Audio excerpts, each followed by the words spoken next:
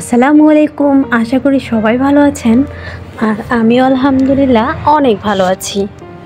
তো প্রথমেই ভিডিওটা শুরু করলাম আমার এই যে গোলাপ গাছের এই গোলাপটা দিয়েই।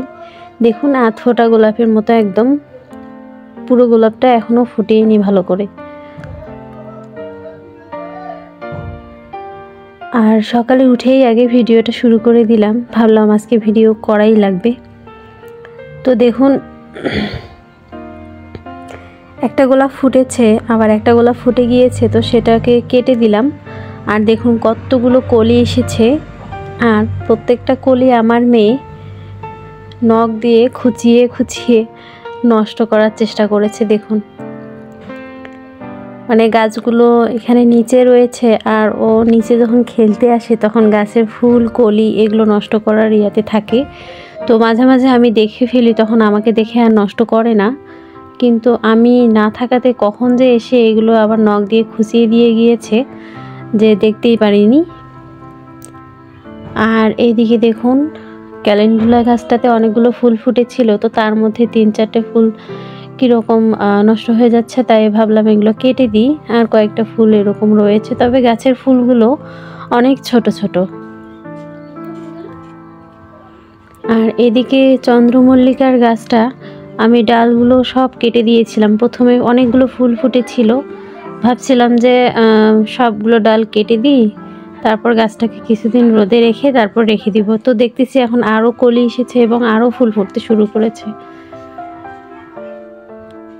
তো ফুলগুলো এখনও ছোট ছোট, কয়েকদিন গেলে ফুলগুলো আবার আরও একটু বড় বড় হয়ে যাবে।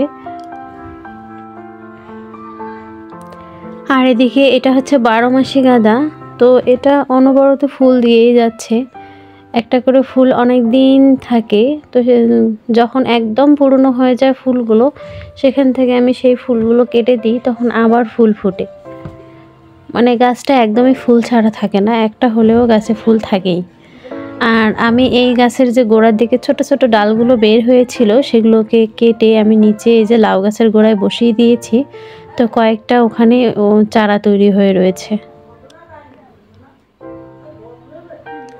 আর হ্যাঁ, এতদিনে টমেটোর সফলতা আমি দেখতে পেলাম। মানে আমার টমেটো গাছে টমেটো এসেছে, এই যে দেখুন ওখানে রয়েছে, নিচে রয়েছে, মানে বেশ 10-12টা টমেটো এসেছে, মনে হচ্ছে আরও হবে, কারণ অনেকগুলো ফুল এসেছে, অনেকগুলো থোকা থোকা থোকা থোকা ফুল।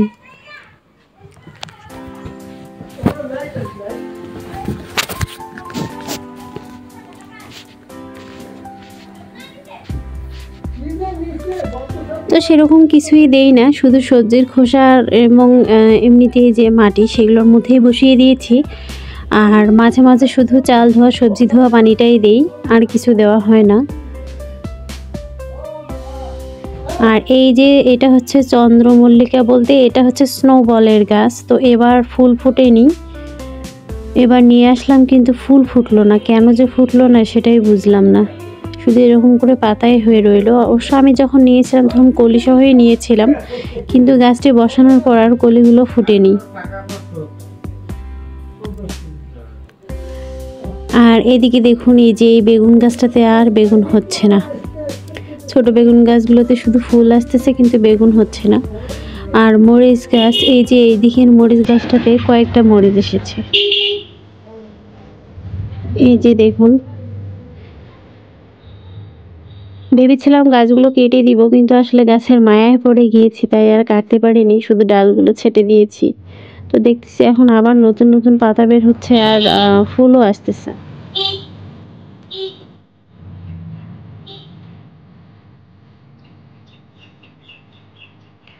নতুন গাছ অনেকগুলো বসিয়েছিলাম, ভেবেছিলাম যে ওই গাছগুলো ভালো হলে তাহলে সেই এই পুরনো গাছগুলোকে তুলে দিব, কিন্তু আসলে নতুন গাছগুলোর পাতা এত পরিমাণে কুঁকড়ে যাচ্ছে যে একটা গাছও আর ভালোভাবে উঠতেছে না।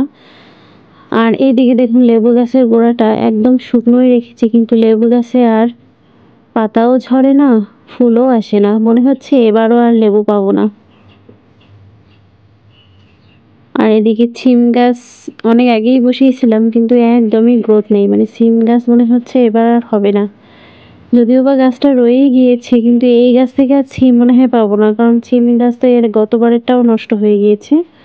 আর আমার মাচাতে দেখুন কুমড়ো গাছের ডগা দিয়ে একদম ভর্তি, শুধু একটা কুমড়ো গাছ দিয়েই দেখুন কতগুলো ডালপালা। 2-3 দিন আগে আমার বড় জাকে আমি কয়েকটা ডাল কেটে দিয়েছি। আর প্রতিনিয়ত কুমড়ো ফুল আমি হারভেস্ট করি, বড়া বানিয়ে খাওয়া হয়।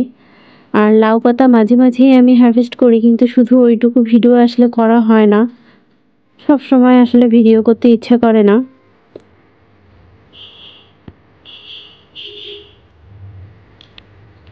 আর এটা হচ্ছে লাউ গাছের গোড়ায় নিজে নিজেই গাছটা উঠে গিয়েছে।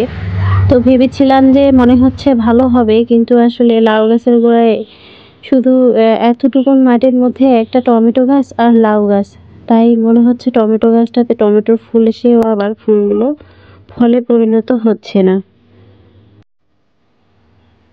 আর এইদিকে আমি একটা বস্তার গ্রো ব্যাগ বানিয়ে, মানে সবজির খোসা রয়েছে নিচে, আর উপরে আমি সামান্যতম মাটি দিয়ে সেখানে পালংয়ের বীজ দিয়ে দিয়েছি, যে শেষবার পালং শাকটা একটু করে নিই।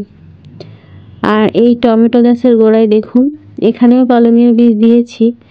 আর এই যে কিছু কিছু ছোট ছোট গাছ দেখা যাচ্ছে, এগুলো হচ্ছে আমি যে সবজির খোসা ধোয়া পানিগুলো দিই সেখানে টমেটোর বীজ রয়েছিল, সেই টমেটো গাছগুলো এভাবে উঠে গিয়েছে প্রত্যেকটা গাছের গোড়ায়।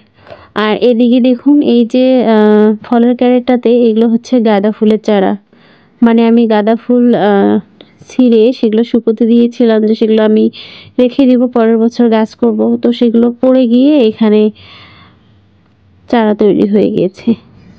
আর হ্যাঁ, গতবারের ভিডিওতে আপনাদের দেখিয়েছিলাম যে এই গাছটাকে আমি কেটে ছেটে রিপোর্ট করার জন্য রেডি করতেছিলাম, কিন্তু আসলে রিপোর্ট করার পরবর্তী অবস্থাটা আপনাদের সঙ্গে শেয়ার করা হয়নি, তাই ভাবলাম আজকে শেয়ার করি। তো গাছটা রিপোর্ট করার পর এই যে দেখুন কতগুলো ব্রাঞ্চ নতুন নতুন বের হয়েছে, মানে বর্ষাকাল আসতে আসতে গাছটা একদম পাতায় ভরে যাবে। আর আমার ছাদে দেখুন ড্রাগনের নতুন ব্রাঞ্চ বেরিয়েছে, দুটো ড্রাগন গাছেই নতুন ব্রাঞ্চ বেরিয়েছে। তো যাই হোক, ছোটোখাটো আমার গাছপালার সংগ্রহ, সেগুলো আপনাদের সঙ্গে শেয়ার করলাম। তো ভিডিওটি কেমন হয়েছে সবাই কমেন্টে জানাবেন, লাইক কমেন্ট শেয়ার করবেন। আর যারা সাবস্ক্রাইব করেছেন তাদেরকে অসংখ্য ধন্যবাদ। আর যদি কোনো নতুন বন্ধু থেকে থাকেন তাহলে প্লিজ চ্যানেলটিকে সাবস্ক্রাইব করে পাশে থাকবেন। সবাই ভালো থাকবেন, সুস্থ থাকবেন, আমার জন্য দোয়া করবেন। আল্লাহ হাফেজ।